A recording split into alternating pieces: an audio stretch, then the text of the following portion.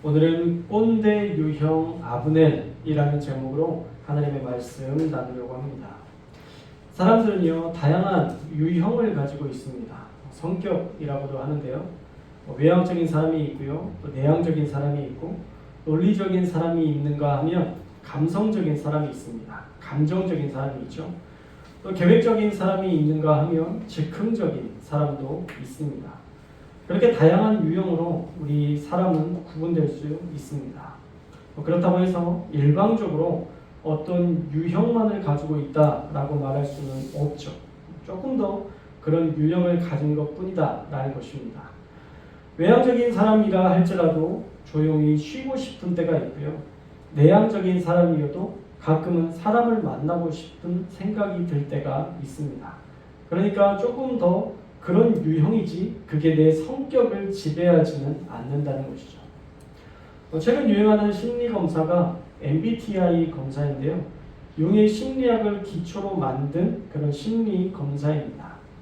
아까 말씀드린 여러 가지 유형으로 나뉘어지는 16가지 성격 유형이 있는데, 물론 시중에서 재미로 하는 성격 검사로 우리가 할 수 있지만 100% 우리 성격을 알 수는 없죠.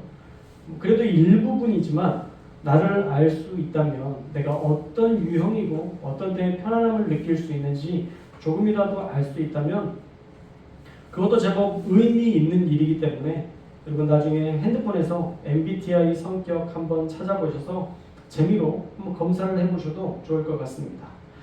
사실 요즘 젊은이들은요, 자기 성격을 웬만하면 다 알고 있어요. 그래서 너는 MBTI 무슨 유형이야? 라고 요즘은 물어보기도 합니다. 사실 그래서 자신의 삶을 이 젊은 사람들은 좀 주도적으로 살려고 많이 애쓰고 있습니다. 내가 어떤 유형의 사람이고, 내가 어떤 때 상처를 받고, 내가 어떤 때 편안함을 느끼는지 자기를 돌아보는 시간들을 많이 갖습니다. 그래서 장점은 극대화시키고 단점은 보완시키는 방향으로 성격을 맞추어가며 살려고 노력합니다. 그런데 문제는요, 우리는 우리 스스로의 성격을 알고 또 혼란 속에서 살지 않으려고 부단히 우리 자신을 관리하는데 꼭 우리를 혼란에 빠지게 하는 그런 유형의 사람이 있더라는 것이죠. 바로 아브넬과 같은 꼰대 유형을 가진 사람들, 이런 사람이 우리의 생각과 우리의 마음을 혼란스럽게 할 때가 있습니다.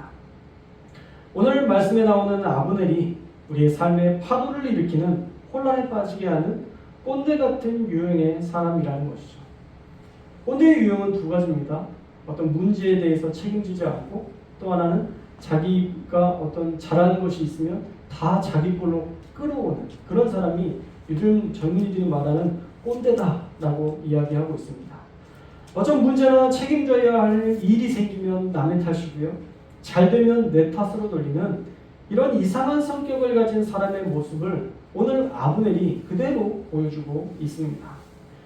먼저 방금 말씀드린 것처럼 아브넬에게서 살펴볼 문제 행동은요, 문제가 생기면 항상 남의 탓으로 돌리는 태도입니다.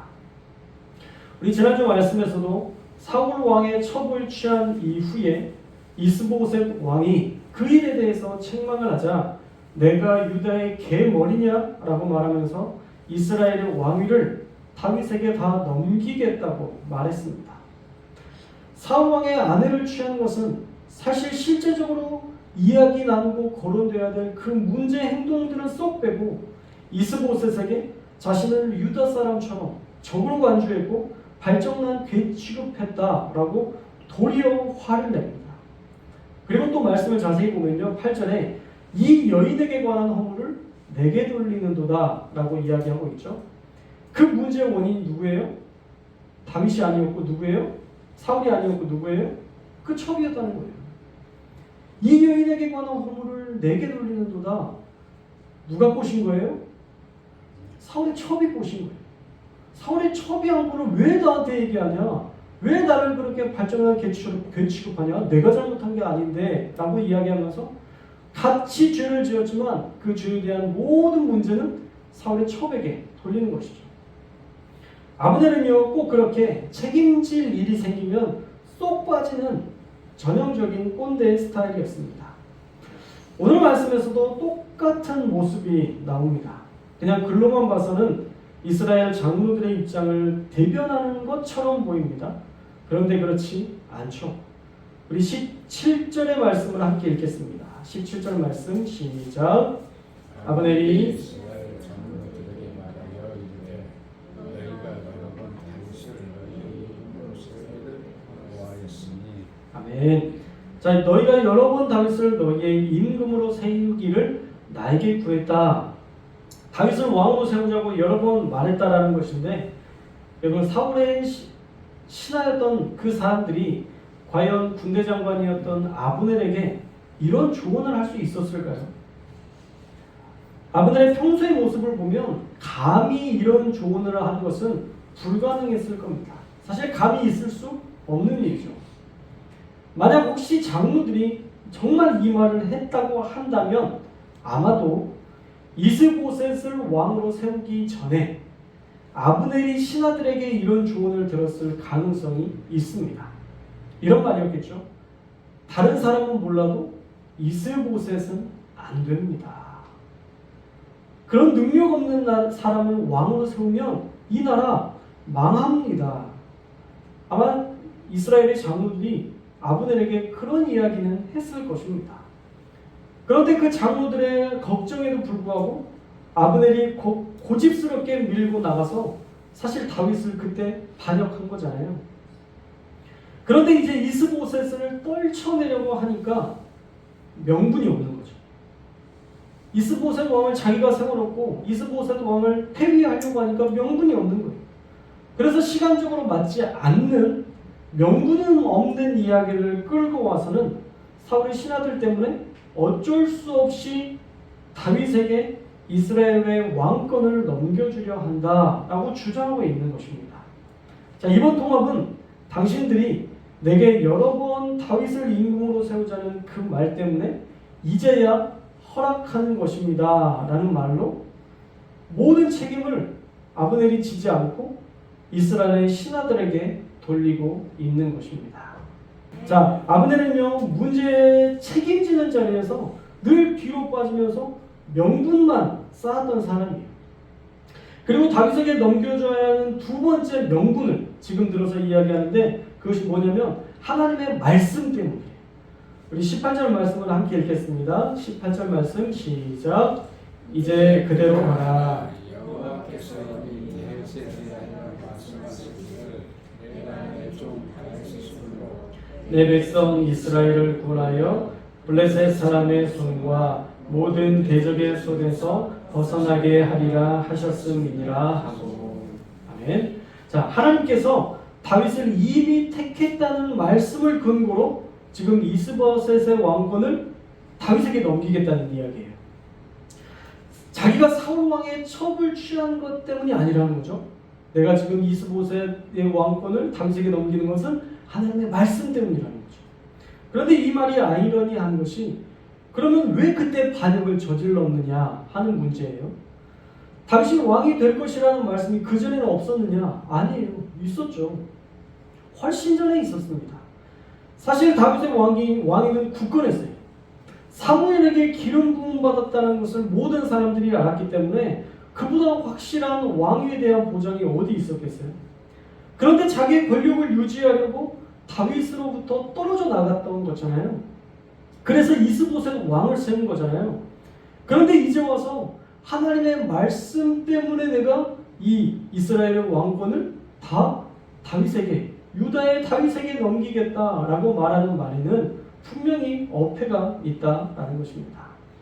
이처럼 아브넬의 문제는 어려운 일이 생기면 명분을 만들기 위해서 이것저것 다 끌어온다는 거예요. 하나님의 말씀도 그저 자신이 왕권을 넘길 명분 쌓기일 뿐이었습니다. 그래서 최종적으로 아브넬은 베냐민 지파 사람들에게 이렇게 통보합니다. 이스라엘의 장로들의 요청과 또 하나님이 말씀하신 것 때문에 베냐민 지파 당신들을 포기하고 이제 이 모든 이 왕권은 유다에게 넘기겠습니다. 다윗에게 넘기겠습니다. 라고 이야기하는 거예요. 나는 정말 지켜주고 싶었지만 장로들이 그러니까 어쩔 수 없는 일이고 하나님의 말씀이 이러니 어떻게 내가 이것을 감히 그렇게 할 수 있습니까? 라고 이야기하면서 자기는 뒤로 빠지는 거예요. 그렇게 19절에 국가 통합의 이유를 먼저 베냐민 사람 사울 왕가 사람들에게 말하고 동의를 받은 후에 국가 통합이라는 협상 카드를 들고 자신을 지켜줄 20명의 사람들과 함께 헤브론 지역에 있는 다윗을 찾아갑니다.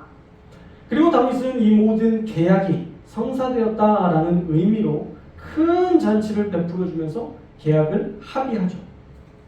그런데 그때부터 아브넬의 말투와 태도가 완전히 달라졌다라는 것을 여러분들 알 수 있을 거예요. 21절 말씀을 한번 읽어보겠습니다. 21절 시작.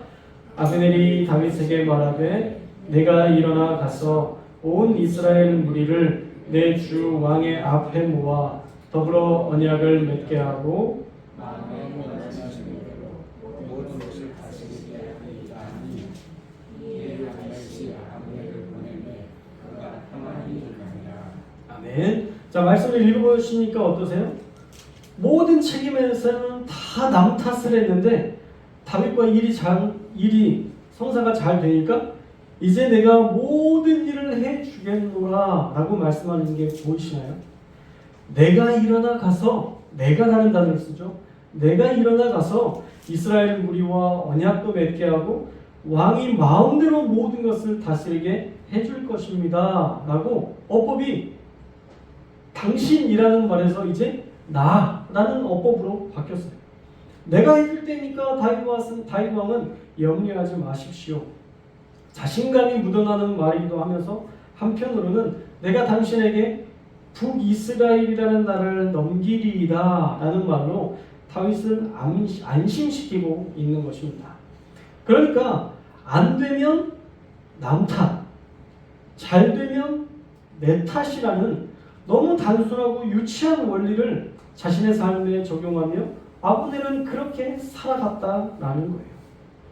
자, 오늘 말씀을 보니까 아브넬의 유형이 완전히 파악되죠. 아마 여러분들이 아는 어떤 사람, 아브넬과 같은 유형의 사람이 있을 거예요. 책임져야 할 때는 뒤로 빠지고 자신이 드러날 일이 생기면 앞으로 튀어나오는 그런 전형적인 꼰대 유형이 아브넬이었다. 또 우리 주변에도 그런 사람들이 꽤 있다라는 것을 여러분들은 아실 것입니다.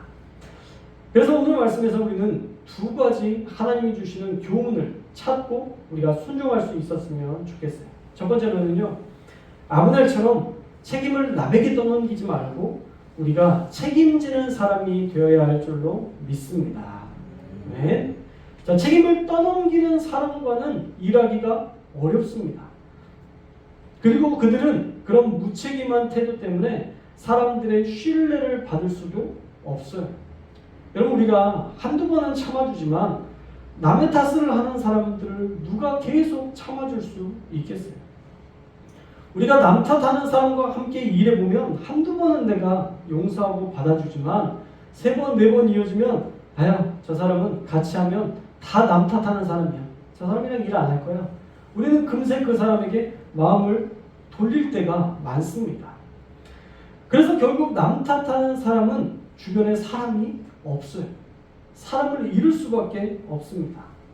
그렇다면 우리는 어떻게 해야 될까? 우리 성도님들은요, 책임질 줄 아는 건강한 성도가 될 수 있기를 주님의 이름으로 축원합니다. 자, 한번 따라해 볼까요? 책임지는 사람이 건강한 사람이다. 책임질 줄 아는 사람이요, 건강한 사람이에요. 아브넬처럼 책임질 일이 생겼을 때 뒤로 빠지는 것이 아니라 이 모든 것이 제 탓입니다 라고 책임질 수 있는 그런 다윗과 같은 사람이 교회에 많아져야 된다는 거예요. 가정에 많아져야 된다는 거예요. 자, 다윗이 그랬잖아요. 제사장 아히멜렉을 찾아가서 먹을 것도 받았고 또 무기, 칼도, 골리앗의 칼도 받았는데 사울이 그 사실을 알고 찾아가서는 아히멜렉과 제사장들을 반역자라고 몰아서 죽였고 제사장과 가족들을 에돔 사람 도액을 통해서 다 죽게 만듭니다. 그럴 때 유일하게 도망쳐 나온 사람이 아히멜렉의 아들 아비아달이었는데 아비아달에게 이렇게 이야기하죠. 이 모든 것이 나의 탓이로다. 다윗이 그렇게 이야기해요. 이 모든 것이 나의 탓이로다 라고 말하면서 다윗의 그 모든 아히멜렉이 가정이 그리고 제사장들이 죽은 그 모든 탓을 자기에게로 돌립니다. 그런데요, 그 탓이 모두 자기 것이라고 했을 때 다윗이 많은 사람들을 통해서 죽임당했나요? 그렇지 않습니다. 오히려 자신의 책임으로 돌리는 것을 보고 아, 저 사람은 건강한 사람이구나 라는 것들을 다른 사람들이 느끼게 되었고, 그런 건강한 사람이었기 때문에 많은 사람들이 오히려 몰려서 다윗의 군사, 다윗과 함께하는 용사가 될 수 있었다는 거예요. 그러니까 교회에도 건강하게 책임질 줄 아는 사람이 많아져야 되는 것입니다.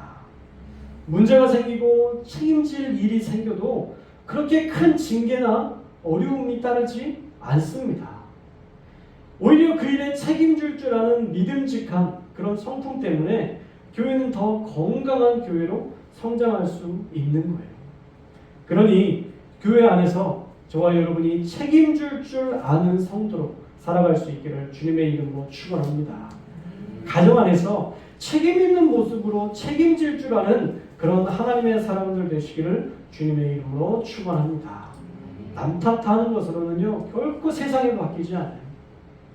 저 사람 때문에 국회 보세요. 요즘 자 죄송하지만 정말 견판이에요. 정말 맨날 제가 얘기했잖아요. 여당이 했던 짓을 나중에 야당이 할 거고, 야당이 했던 짓을 여당이 할 거라고 했잖아요. 똑같잖아요. 뭐 하나만 있으면 물고 늘어져가지고 그 사람이 그 사람이에요. 국회가 발전이 있나요? 저는 배추값이 잡혀요? 배추값 하나 못 잡는 게 무슨 정부예요? 그게 무슨 국회예요? 다 때려쳐야지. 안 그래요? 근데 신기하게 휘발유는 잡혔죠. 경유랑. 그 사람들 들고 일어나면 아무것도 못 하거든요. 그러니까 가정주부나 이런 사람, 힘없는 사람들은 아이 그래도 뭐라고 안 하니까 그냥 놔두는 거고, 진짜 이제 데모하고 생기가 달려있어서 싸울 것 같은 사람들은 보장해주니까 지금 휘발유 값은 괜찮은 거예요. 이런 식으로 일이 진행이 된다니까요. 세상이. 무슨 문제가 해결이 돼요. 국회가 싸우니까 어떤 나라든요 정부가 싸우기 시작하면 그 정부가 무너지기 시작하고 퇴폐하기 시작하면 망합니다. 그 나라는 망해요. 그래서 여러분 국가를 위해서 반드시 하루에 한 번은 꼭 기도할 수 있기를 주님의 이름으로 축원합니다. 저는 야당 편도 아니고 여당 편도 아니에요. 배추값을 잡는 사람들 편입니다. 누가 됐든 배추값만 잡으면 저는 그 사람들에게 펴줄 거예요. 아니 기본적으로 그거 하라고 잡아놓은 거지. 당신네들이 뭔 특검을 만들고 뭐 서로 죽이고, 저는 서로 죽이는 거 관심 없어요. 누가 죽이고 미워하는 거는 그 사람들이 하는 몫이, 표 얻으려고 그 사람들이 하는 몫이니까 여러분들 괜히 뉴스 보고 누구 미워하고 누구 싫어하고 그러지 마세요. 아무 쓸데없는 거예요. 내가 미워해서 정권이 바뀌어야 안 바뀌어요. 그럴 필요도 없고, 나는 딱 배출값 그거 하나 만들 거예요. 그거 잡을 수 있는 사람, 정말 국민들이 어려워서 눈물을 흘리는 거 보고 같이 울어줄 수 있는 그런 당, 그런 사람들을 우리가 뽑아서 지지해야지. 누가 미워서 막 빨갱이, 또 어떤 쪽은 뭐 동성애 막 이런 걸로 해가지고 포퓰리즘으로 구성 막 우리를 나누는 그런 거기에 절대 휘말리지 마시고요. 배추값 잡는 당을 국민들을 사랑하는 당으로 인정하셔서 그들을 지지할 수 있는 우리 모두가 되시기를 주님의 이름으로 축원합니다. 그게 책임지는 거예요. 민생을 책임지는 그런 사람들을 우리가 인정하고 받아들일 수 있는 거예요. 예전에 대통령들의 많은 이야기들을 보시면 그런 사람도 있잖아요. 저는 노무현 대통령의 그 일화를 너무 좋아하는데, 어떤 태안에 엄청난 기름이 유출됐었잖아요. 난리가 났었잖아요. 그때 이제 묻습니다. 그 책임자들에게. 이거 잡을 수 있습니까? 현실적으로는 조금 어렵습니다. 어려울 줄 아는데 온 힘을 동원해서 다 하면 이거 잡을 수 있나요? 확답은 못 드리겠습니다. 내가 듣고 싶은 말은 그게 아니라고. 이거 어떻게든 내 목숨 걸고 해결하겠다는 그 이야기를 국민들이 듣고 싶은 거지. 안 된다는 얘기 누가 못하냐. 그럴 거면 그 자리에 왜 있냐. 그거 해결하시라고. 내가 이 이야기를 묻는 거야. 이거 할 수 있겠냐. 하겠다. 해보겠다. 결국 잡았잖아요. 의지가 있으면 된다니까요. 태안에 자, 어떻게 그런 나라가 있어요? 모든 사람들이 가가지고 걸레로 기름을 닦아내는 나라가 어디 있어요? 대한민국이 그 일을 했잖아요. 전 세계가 놀래요. 어떻게 기름이 들어가가지고 완전히 망할 엄청난 기름이 유출이 됐는데 그걸 걸레로 닦아가지고 해결하는 나라가 있어요. 나중에는 태안 쪽이 완전히 살아났잖아요. 나중에 올라가서 7개월인가 8개월 만에 살아났어요. 이건 기적이에요. 책임질 줄 아는 한 사람이 있으면요, 세상이 바뀌어요. 책임질 수 있는 한 사람이 있으면 모든 것을 바꿀 수 있어요. 그래서 저와 여러분이 아브넬처럼 뒤로 물러서는 자가 아니라 책임질 줄 아는 그런 한 사람이 될 수 있기를 주님의 이름으로 축원합니다. 그런 사람이 된다면 우리 교회는 더 건강한 교회가 될 거예요. 정말 더 건강하고 더 능력 있는 교회가 될 줄로 믿습니다. 두 번째로는 모든 영광은 하나님만 받으셔야 된다는 거예요. 우리의 궁극적 목적이 하나님께 영광, 하나님께만 영광, 이것이 우리의 궁극적인 목적이 되어야 됩니다. 자, 이번 주 말씀에서 우리가 그런 말씀 들었죠. 헤롯이 영광을 자기에게 돌렸을 때 그가 충을 먹어서 죽게 되었다라는 말씀을 들었죠. 그리고 오늘 아브넬의 협상이 성공했을 때 아브넬의 태도가 바뀌는 것을 우리가 보잖아요. 내가 이스라엘을 당신의 손에 넘겨주겠어. 그렇게 거만해졌을 때 그는 이후에 어떻게 되었는가? 다음 주 말씀해 보시면 이미 아시지만 이걸 스포일러라고 하는데 다음 주 이야기를 미리 다 해줘서 기대하지 못하게 만드는 요압을 통해서 아브넬이 죽임당하게 돼요. 이스라엘 전체를 자기가 좌지우지해서 그 나라를 다윗에게 줄 것처럼 했지만 요압의 손에 돌아가는 중에 죽게 됩니다. 그렇게 교만은요, 패망의 성공이라는 진리를 성경은 여기저기에서 수도 없이 우리에게 보여주고 있습니다. 그러니까 잘 되면 내 탓, 잘 안 되면 남의 탓하는 아브넬이 되어서는 안 되고 이것이 바뀌어야 돼요. 잘 되면 당신 덕분에, 안 되면 내가 부족해서 라는 말의 습관을 길러야 합니다. 가정에서 왜 싸워요? 남 탓하니까 그래요. 남 탓하시. 왜 애들이 공부를 못하는데 그 공부 못하는 탓을 서로의 탓에게 돌려요? 유전자는요, 둘 다 담게 되어 있습니다. 과학적으로는. 한 사람만 담는 게 아니에요. 그러니까 누구만 탓하는 것, 그것이 결코 옳은 모습이 아니라는 거죠. 잘 되면 당신 덕분에라고 이야기할 수 있어야 돼요. 아이가 뭔가를 잘해봤어. 아유, 당신이 잘 키워서 이렇게 아이가 잘 자라지. 그렇게 이야기를 해야 되는데, 얘는 날 닮았어. 좋은 건 날 닮았다고 하고, 안 되면 뭐예요? 아유, 지 엄마 닮아가지고, 지 아빠 닮아가지고, 성격이 조금 안 좋으면, 아유, 성격이 지 아빠 닮아가지고, 조금 안 좋은 건 다 남 탓이야. 잘 되는 건, 아유, 엄마 닮아가지고, 나 닮아가지고. 그렇게 되어서는 가정에 행복할 수 없다는 거예요. 그리고 더 높은 수준의 그런 사람이 되려면 잘 되는 것들이 있으면 하나님께서 이렇게 도우셨다.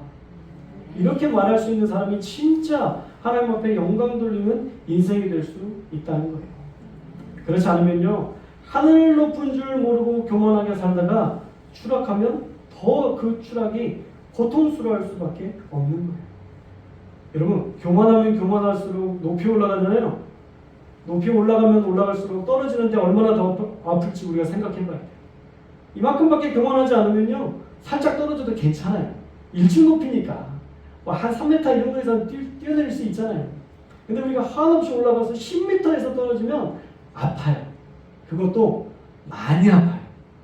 그러니까 교만해지면 교만해질수록 우리는 더 큰 아픔을 겪게 된다라는 것들을 기억하시고, 우리가 높아지려 하기보다 오히려 더 낮아지는 그런 하나님의 사람이 될 수 있기를 주님의 이름으로 축원합니다.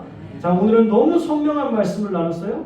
잘 되면 내 탓, 안 되면 남의 탓하는 아브넬이 되지 말고, 잘 되면 당신 덕분이요, 안 되면 내 부족한 때문이라 라고 인정하는 그런 하나님의 사람이 되어서 평생에 겸손하게 하나님 앞에 쓰임 받는 저와 여러분들 되시기를 주님의 이름으로 축원합니다.